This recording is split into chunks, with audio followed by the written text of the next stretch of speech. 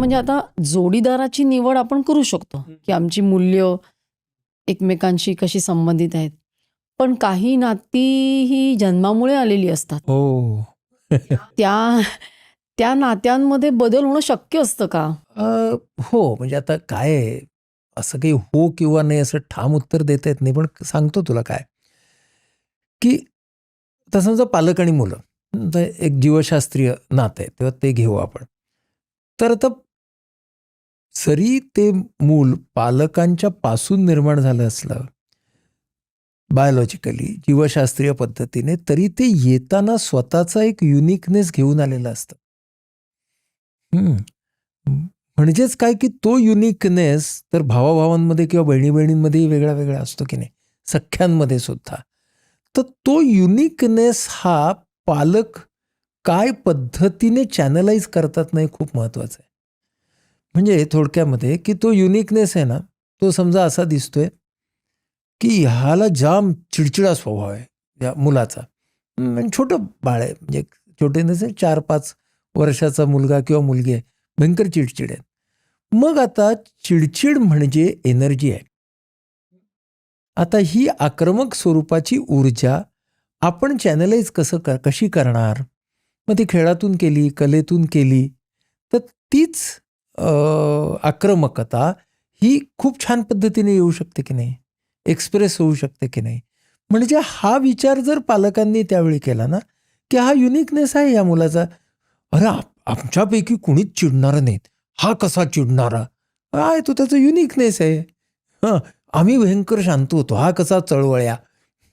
तर अरे त्याचा युनिकनेस आहे तो.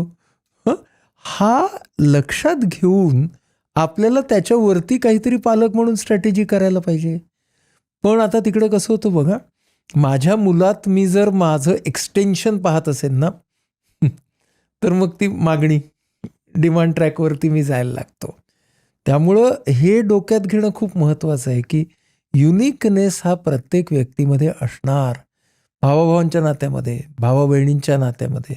फार काय आपण बघ ना, चांगले मित्र-मैत्रिणी असतात ना, टिकणाऱ्या तुझ्या माझ्या आयुष्यातल्या मित्र-मैत्रिणींच्या नात्यांची यादी कर आणि त्याच्यात तुला एक गोष्ट फार छान दिसेल, की त्याच्यामध्ये आपण एकमेकांचा युनिकनेस खूप हसत-खेळत ॲक्सेप्ट केला असतो. म्हणून ती मैत्री टिकलेली असते माहिती आहे. तर हा युनिकनेस ॲक्सेप्ट करणं ह्याचा अर्थ फ्रेंडशिप आहे. हं. आणि मैत्रीमध्ये दुसरं काय आहे छान, की मैत्रीमध्ये अशी एक स्पेस आहे, की ज्याच्यामध्ये ना there is no give and take. There is just togetherness. म्हणून मैत्रीचा स्पर्श प्रत्येक नात्याला होणं फार गरजेचं आहे. जिथं मैत्री नाही तिकडे नातं नाही. म्हणजे नातं कुठलंही असू दे, त्याच्यात ती मैत्री आली पाहिजे. म्हणजे नवरा-बायकोचं, आई-मुलाचं, सासू-सुनेचं, हो, सासू-सुनेचं सुद्धा. त्याच्यात मैत्री असायला पाहिजे. त्याच्यात मैत्री असायला पाहिजे. म्हणजे मैत्री आली, की मग तुम्ही जज नाही करत दुसऱ्याला. एक अगदी करेक्ट. म्हणजे बुद्धांनी सुद्धा ना मैत्री, करुणा, मुदिता, उपेक्षा पहिली मैत्री आहे. त्यामुळे त्या मैत्रीमध्ये जजमेंटलनेस कमी होतो. अगदी तुझं म्हणणं बरोबर आहे. जजमेंटलनेसमधनं आपले अर्धे अधिक कलह निर्माण झालेले असतात. आणि त्या मैत्रीच्या मध्ये ना देवाणघेवाण थांबते. आपण बरोबर आहोत एकमेकांच्या. And we are enjoying that togetherness. फक्त togetherness. There is no give and take. That is actually a very pure interconnectedness. आपण दोघेजण जोडलेलो आहोत. हा एक एहसास, हा जो एहसास आहे ना, तो खूप महत्त्वाचा आहे. म्हणून ते ते गाणं आहे ना, की प्यारो को प्यार ही रहने दो कोई नाम न दो. त्याला दुसरं कुठलं नाव देऊ नका. त्या प्रेमाला प्रेमच राहू दे.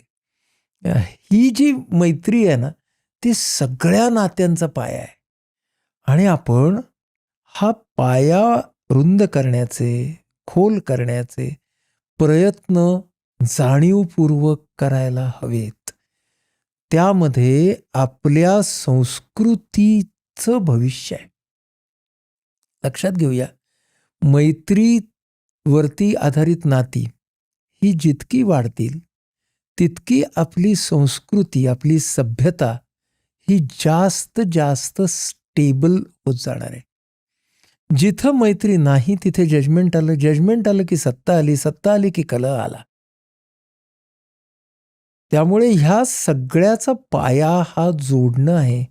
त्या जोडण्याची भावना ही मैत्रीची आहे आणि आपोआपच तुझ्या लक्षात येईल की मैत्रीच्या भावनेमध्ये देवाणघेवाण नसण्याचे क्षण असतात, ते क्षण निखळ अशा स्वीकाराचे असतात. ही क्लिप शेवटपर्यंत बघितल्याबद्दल खूप खूप धन्यवाद. संपूर्ण एपिसोड बघण्यासाठी खाली दिलेल्या लिंकवर क्लिक करा आणि सर्व काही चॅनलला सबस्क्राईब करायला विसरू नका.